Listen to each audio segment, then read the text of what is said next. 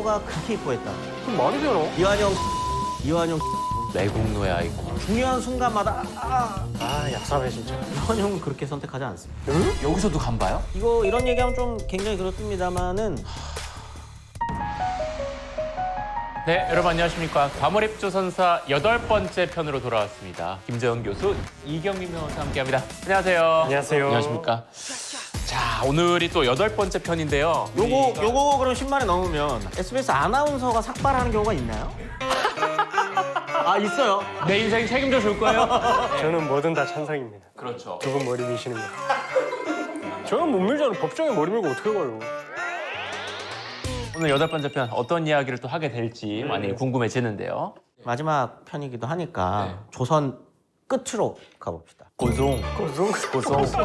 굳이 왜 그렇게 발음을? 아니 뭐라도 해보려고요. 예예예. 고종. 이때 또 이제 일제강점기로 넘어가는 시점. 이게 또 일제강점기 하면은 맞아요.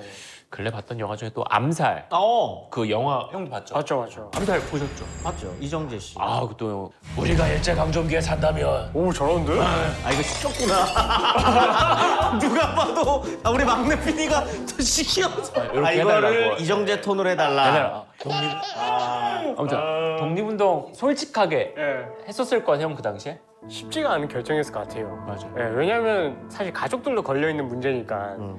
저라면은 진짜 솔직히 못했을 것 같아요. 못했다. 그냥 순응했을 것 같아요. 그 시대에 그냥 나 먹고 사는 게 먼저니까. 그렇지. 국가 지정 독립운동가 몇 명일까요? 3만. 3만. 다음. 18,000. 거의 근접했습니다. 1945년 기준으로 남북한 다 합쳐서 2,500만 명이거든요. 그 중에 2만 명 독립운동 한 사람. 대단히 어려웠다는 겁니다. 독립운동을 한다는 것 자체가 굉장히 특별했다는 거예요. 근데 그럼 0.01% 빼고 99.9%는 네. 다 친일파인가요, 그럼? 그렇게 볼 수는 없죠. 그렇게 볼 수 없죠. 그런 사람들이 가장 흔하게 하는 것 중에 하나가 뭐냐면 낙서입니다, 낙서. 아 욕하는 낙서. 화장실, 변기간에 앉아가지고 예. 막 써요. 그 낙서 중에 정말 많은 숫자를 차지하는 낙서가 있습니다. 일본 그 이토히로부미 예. 이완용에 대한 매국노의 아이콘. 이완용 매국, 이완용 이완용 이런 낙서가 굉장히 많아요. 그게 저항이거든요. 근데 그만큼 나라 팔아먹은 사람의 가장 어떤 대명사. 그래서 오늘은 이완용을 다뤄요. 아, 이거 좀 불편하면서도 맞아. 꼭 알아야 돼요. 어린 시절을 살펴보면 똑똑한 아이입니다. 어렸을 때 굉장히 어린 나이에 천자문부터 해가지고 유교 경전을 통달해요. 근데 친부모는 그렇게까지 잘 나가는 집은 아니에요. 아, 이렇게 밀어주질 못하는구나. 네. 똑똑한 애로. 근데 명문가긴 합니다. 그러면 보통 어떻게 하냐면 이완용네 가문이 있을 거잖아요. 문중이. 문중 중에 가장 잘 나가는 집에서 데리고 갑니다. 양자.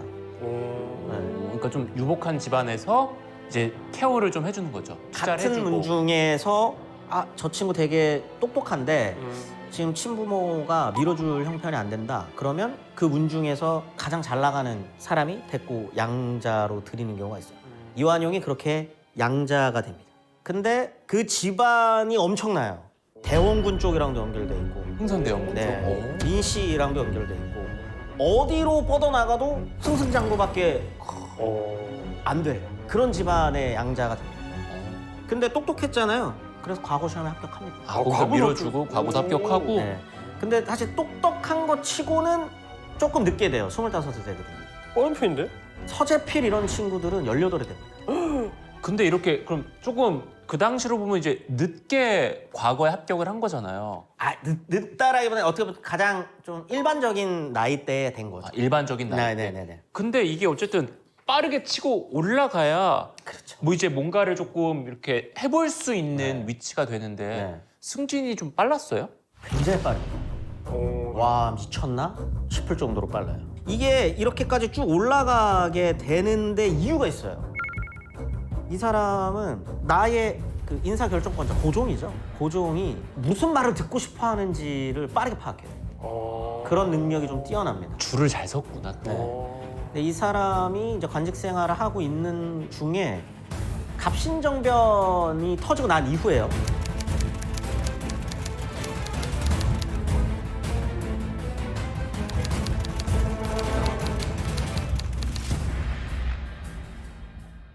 갑신정변이 터지고 난 이후에 이거를 처리를 해야 되잖아요. 근데 처리가 계속 미뤄지고 있는 시점이었습니다. 왜냐하면 갑신정변은 고종한테 굉장히 큰 트라우마이자 충격이었어요. 왜냐면 진짜 아꼈던 친구들이거든요. 나머지 관련자들을 어떻게 처리할 것인가 굉장히 고심을 많이 합니다. 아, 어떡하지? 죽이고 싶은데 엄마가 나 뭐라고 생각할까? 막 이런. 그때 이완용이 고종한테 갑신정변은 전하가 잘못해서 그렇게 된 게 아니라 그 어떤 똑똑한 왕이 있었더라도 이거 못 막아요. 근데 막 고종은 또 이래요. 나만 아니었어도 막 이러는 거예요. 근데 거기서 아니에요. 형 잘못 아니야. 이렇게 딱 해준 거죠. ESFJ. 이는 아닌 것 같아. 이완용. 아이. 아인 것 같은데 그렇게 싹 한번 해준 거죠. 그럼 고종이 반하지. 그걸 듣고 나한테 아무도 이렇게 따뜻했던 사람 아빠한테 치여 와이프 등살 쩔어 충신들 뒤통수 때려. 막 이래, 충신들 뒤통수 쳐 이랬는데 딱 와가지고 전하 형 잘못 아니야 손 딱 잡았다고 생각해주세요. 너무 좋아하죠. 그래서 갑신정변 뒤처리를 맡깁니다. 아, 이완용한테요? 이완용한테 맡기고 그거를 또 찰지게 착사를 내줘요. 이완용이 또 탁탁탁탁. 그 다음부터 승진을 어마어마하게 하기 시작합니다. 그렇게 시작이 거구나.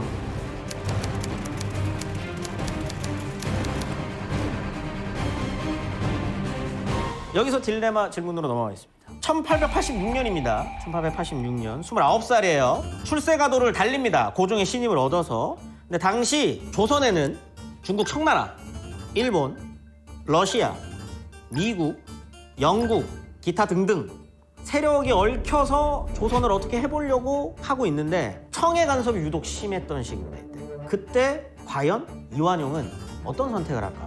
우리가 수천 년을 한문도 공부하고 중화사상 이거 변하지 않아. 중국이다. 아니다. 새로운 길은 미국에 있다. 미국으로 갈 거다. 미국을 선택할 것 같은 게 지금 이형이 내 옆에 붙어 있고 교수님은 멀잖아요. 근데 이 형이 자꾸 날 괴롭히고 날 막 자기 맘대로 쥐락펴락 하려고 해. 그러면은 멀리 있는 다른 친구를 사귀어 보려고 노력을 할 것 같아요. 이 사람을 견제하기 위해서. 하나, 둘, 셋. 하나, 둘, 셋. 그대로 중국으로 갔을 것 같다. 간전을 또 아무튼 두 분은 그렇게 선택을 하신 거예요? 네, 저는 미국, 이 형은 중국. 이완용의 선택은 미국입니다. 미국을 선택해요. 근데 그것은 어떻게 보면은 대단한 선택이에요. 왜 더 대단하냐면 대단하다 그러면 이완용을 되게 빨아주는 것 같은데 그런 거 아닙니다. 네, 그냥 그 당시만 도전입니다. 도전이라는 거예요. 이 사람의 인생에 있어서. 왜냐 이때의 고종과 왕비였던 명성황후 AKA 민비는 청나라를 좋아해요 여전히. 그런데 미국은 어떤 존재냐? 배척하는 존재냐? 아닙니다. 중국과 친하게 지내고 결속은 해야 되지만 미국과도 연대해야 된다. 그래, 미국 대화는 해봐야 된다니까. 그리고 일본과도 결속해야 된다라고 생각을 하고 있어요. 그게 기본적인 당대의 그 외교의 기조입니다. 근데 어쨌든 중국과 미국의 선택에서는 지금 최종 결정권자는 청나라를 따르고 있음에도 연결되어 있는 미국 쪽을 선택을 한 거죠. 이거는 어떻게 보면 배팅입니다. 근데 일본도 갈 수 있었던 거잖아요. 맞습니다. 일본도 갈 수 근데 있었어요. 왜 일본은 가요? 난 바로 일본으로 할 줄 알았는데. 요때 학교가 하나 생겨요. 학교야? 유경공원이라고 들어보셨나요? 들어본 것 같아요. 전 처음 조선 최초의 외국어 학습소. 영어 교육을 엄청 빡세게 시키는 곳이에요. 영어 교육을 굉장히 빡세게 시킵니다. 근데 여기에 들어가는 사람들은 다 양반 사대부. 그런데 여기에 들어가서 공부하는 양반 사대부의 자제들이 영어 공부하러 들어가는 게 아니에요. 혹시 러브하러 가나요? 알어. 사교의 장. 그렇죠. 형, 미국 MBA도 공부하러 가는 게 아니래요. 커뮤니티 만들고 그게 의미가 크대요. 그게 러브네. 근데 이완용은 영어 공부를 어마어마하게 해요. 그래요? 영어를 마스터합니다. 그러면은 이완용은 왜 영어 공부를 이렇게까지 했던 거예요? 고종이 청나라를 따르고 있기는 한데 미국을 좋아해요. 고종은 그런 거 좋아합니다. 커피 마시고 뭐 있어 보이잖아요. 사람들 초대하고 막 보여주고. 파티하고. 근데 그게 보인 거죠. 그럼 이거 고종 때문에 또 간 거구네요. 이건 이제 추측입니다, 사실. 이제 본인은 앞으로 대세는 미국에게 있다라고 판단했다라고 해요. 네. 여러 정황상 흐름도 잘 읽었고 운도 따랐고. 그렇죠. 그 가운데서 유경공원 들어갔더니 다들 영어를 왜 안 하지? 난 한번 해볼까? 해서 하는 것도 있고. 공부까지 하고. 네. 그럼 미국으로 가고 나서 출생길이 완전히 바뀌었겠네요. 조선 사람이 미국에 공사로 가야죠 이제. 그래서 주미 공사관 일행들이 갈 때 영어 할 줄 아는 사람이 많이 없어요. 이완용은 유공공원에서 열심히 공부를 했으니 같이 갑니다. 이때 운도 좋아요. 대리가 됩니다. 주미 공사관 대리.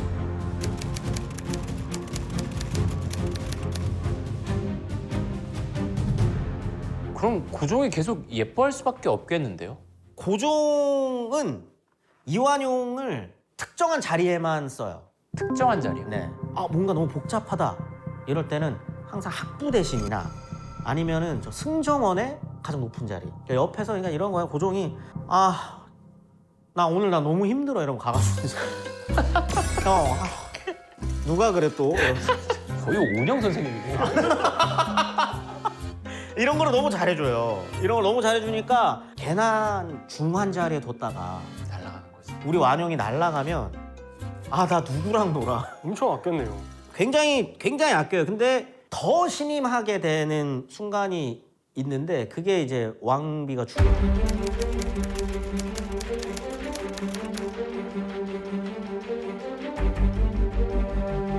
이때 완용이 형이 또 나서주는 거예요. 우리 완용 동생이 아관파천이라고 네. 하는 경복궁에서 제가 아관파천 길 있습니다. 복원해놓은 길이 있어요. 꽤 길어요. 그 야밤에 그 도망갔던 거 생각하면은 그것도 엄청난 도전이거든요.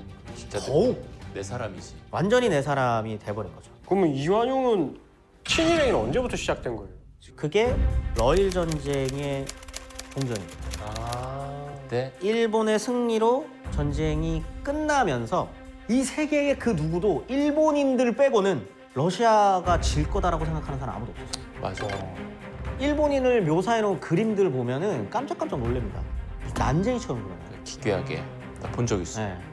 근데 러시아는 근육질에 막 코수염 이렇게 딱 난 군인처럼 딱 그려놓고 일본이 이길 거다라고 아무도 생각하지 않았어요. 일본의 승리로 전쟁이 끝나면서 어떤 식으로든 미국을 내가 어떻게든 설득해서 갖고 온다. 아니면 일본이다라고 해서 일본을 가던가. 근데 이때 이완용의 선택은 조금씩 일본으로 기울어지고 있는 거죠.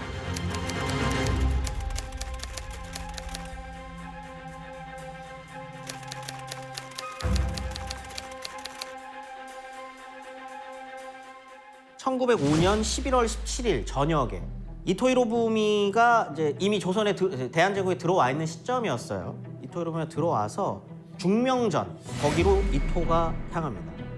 이때가 이제 을사조약을 체결하기 위해서 중면정으로 온 거고 사실 이때 이토 히로부미는 조약안을 갖고 와요. 고종이랑 보여주면서 체결 안 하실 거예요? 안 하면 나도 어떻게 될지 모르겠는데 이런 식으로 이제 행동하다가 8명을 부른 거죠.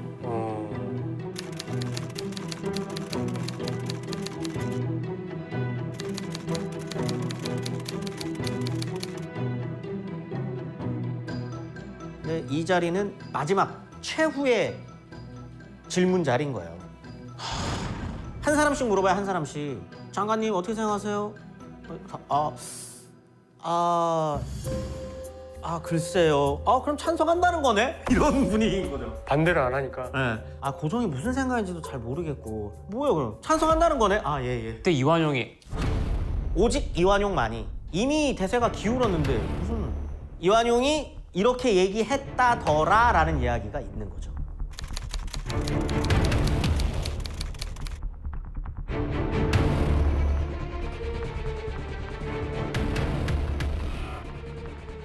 이 자리 고종이 없었어요, 이 자리. 고종은 없습니다. 아, 참고로 고종 이야기를 하면 고종은 이 자리에 안 나가기 위해서 꾀병을 이 중요한 자리. 인후통이 있다. 목 아프다고? 네, 인후통이 있어서 이완용한테 네가 알아서 잘 한마디 덧붙입니다. 거기에 내 지위만 명확히 해줘. 그리고 나 목 아프니까 나는 못 가 라고 합니다. 근데 이거는 좀 고민이 필요한 거기도 합니다. 그게 뭐냐, 이 을사오적이라고 부르는 네, 이 5명이 책임이 있죠. 그러니까요. 주저주저 했던 것만으로도 책임이 있고요. 이완용처럼 저렇게 얘기한 것도 책임이 있습니다. 근데 만약 이때 고종이 찬성하는 새끼들 이 자리에서 내가 혓바닥 다 자른다. 그러면 어떤 결과가 있을지는 몰라요.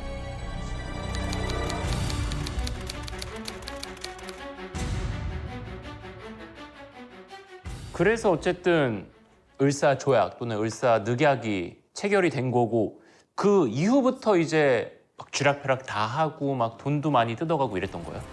핸들이 고장났다니까요. 그냥 막 달리는 거구나. 이제. 1톤 트럭이 아닙니다. 20톤 트럭. 핸들이 고장난 20톤 트럭. 아무튼 이건 진짜 엄청 이제는 걷잡을 수 없는 직진. 무조건 이토가 그렇게 이뻐했다. 이토의 거의 뭐 수족이죠, 수족. 이토한테 붙습니다. 사실상 외교권 뺏기는 순간 식민지입니다. 끝난 거죠.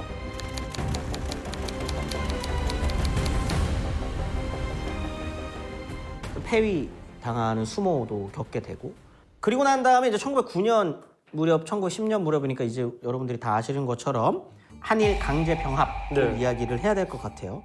마지막 딜레마 질문을 드리겠습니다. 1910년 8월 29일 이루어진 한일 병합 조약 체결 날입니다. 일본 천황이 한국 병합에 관한 조서를 공포하면서 대한제국은 일본 제국의 식민지가 되는 것, 그것이 이제 경술국치라고도 부르고 강제병합이라고도 부르잖아요. 이완용은 뭘 고민했을까요? 이건 좀 느낌이 쎄하다. 그래도 이건 아니지 않나. 도장 찍는 건 미루자. 일본에 충성을 보일 기회다. 바로 조약을 체결한다.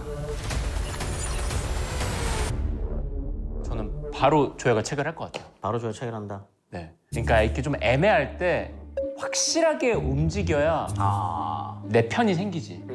이때 흐지부지하면은 진짜 다 날아가는 거거든요. 보여줄 땐 확실하게. 형님. 일본 쪽으로 갔을 것 같아요. 내가 진짜 살고자. 아무튼 확실한 내 뒷배가 네.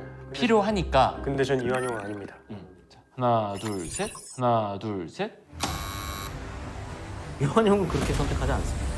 여기서도 간 봐요? 간을 보는 거는 아니고요. 내 사인이 한일 강제병합서에 들어가는 걸 무서워요. 아, 기록으로 남는 똑똑하긴 똑똑하구나. 역사는 기억할 거거든요. 근데 이거 나라를 아예 넘겨. 나라를 넘긴다고 아예 사직서를 냅니다. 병 걸렸다 그래요. 이거 진짜 이게 고질병이거든요. 중요한 순간마다 이렇게 하고 어디 가는 거. 아, 얍삽해 진짜. 일본도 빨리 체결을 해야 되는 상황에서 누군가는 이거 역사에 뭐 어쩌고 저쩌고 그딴 게 어디 있어요, 일본 입장에서는. 그렇죠. 와서 찍어. 압박합니다. 그래서 순종에게 정권의 위임을 받고요. 본인이 찍습니다. 찍는 거죠. 요게 똥뚝간에 이완용 개땡땡이 남을 수밖에 없는 중요한 상징이 돼버립니다. 그럼 이완용은 어쨌든 이 트리플 크라운 이후에 얼마나 잘 먹고 잘 살았어요? 이거 이런 얘기하면 좀 굉장히 그렇습니다만은 고생 안 했어요. 죽을 때까지. 그 드라마에는 목발 짚고 나오던데 그거는 맞아요? 아, 그 사람 이완용 아니에요. 아니 그리고 왜 자꾸 미스터 선샤인 얘기를 하는 거야? 대만은 제대로 보지도 않았네 지금. 거기서 되게 재밌는 장면이 나와요. 근데 그게 실화거든요. 그게 뭐냐면 이 사람은 끝까지 일본어를 못해요. 죽을 때까지. 그 말이 되나? 왜요? 돈 많은데 통역 쓰면 되지. 그리고 더 빡치는 거 하나 얘기해 줄까요? 뭐? 이완용 장례식이 진짜 화려했대요. 장례식 자체는 성대했습니다. 일본에서 챙겨주죠. 근데 이완용이 죽은 날 조선의 언론에서는 악평을 하죠. 그도 갔다.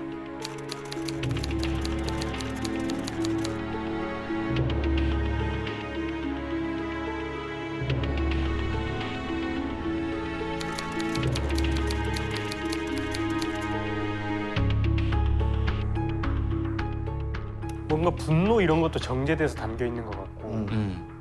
그러니까 이게 1926년에 써진 글인데 진짜 약간 우리나라 역사에 있어서 가장 불명예스러운 이름으로 남아 있는 거잖아요. 그렇죠. 대명사죠. 네.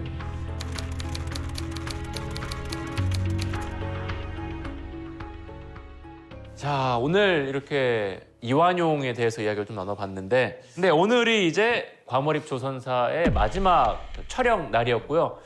자 이제 끝으로 우리 이용임 변호사부터 네. 우리가 왜 역사를 알아야 되는지 혹시 느낀 점이 있다면은. 이게 지금 현대 시대에도 계속 반복이 되는 것도 있는 것 같아요. 그런 부분도 있는 것 같고, 그리고 뭔가 결정을 해야 될 부분이 있을 때 과거의 그런 결정을 통해서 이제 뒤에 발생했던 일들을 좀 참고를 할 수도 있는 것 같아가지고, 그래서 역사를 아는 게 중요한 것 같다. 예. 이게 우리는 결과를 다 알아요. 역사가 스포예요. 왜 이 사람이 이런 선택을 했지라고 하는 과정들을 쫓아가면서 아, 다양한 가능성들도 있었구나. 다양한 가능성도 있었는데 왜 이 사람이 이 선택을 했지? 를 알아가는 게 더 재미있는 거죠. 그게 역사의 재미가 아닐까. 그리고 이번 과몰입 조선사를 하면서 또 우리가 선택지를 놓았던 장치를 통해서 우리가 그걸 좀 맛보는 시간이 아니었나 그런 생각을 해봅니다. 아, 너무 맛보기만 해서 좀 아쉬워요. 자, 사실 저희 이름이 과몰입 조선사였잖아요. 네. 이게 저희가 또 이제 TV에서 앞으로 또 7월부터 방영이 될 과몰입 인생사의 스피노프 프로그램이었거든요. 이제 새롭게 시작하는 과몰입 인생사도 정말 많은 시청과 관심 부탁드리도록 하겠습니다. 오늘 다 같이 인사드릴까요? 네, 시청해주신 여러분 고맙습니다. 감사합니다. 자, 저희 과몰입 인생사가 시즌2로 돌아왔습니다. 우와. 오랜만이다. 이야, 이거 뭐야. 빠져들었어, 또. 자, 지금부터 과몰입을 시작합니다. 선택의 순간이 만들어낸 수많은 평행 당신의 현실은 어디입니까? 과몰입 인생사 시즌2. She expected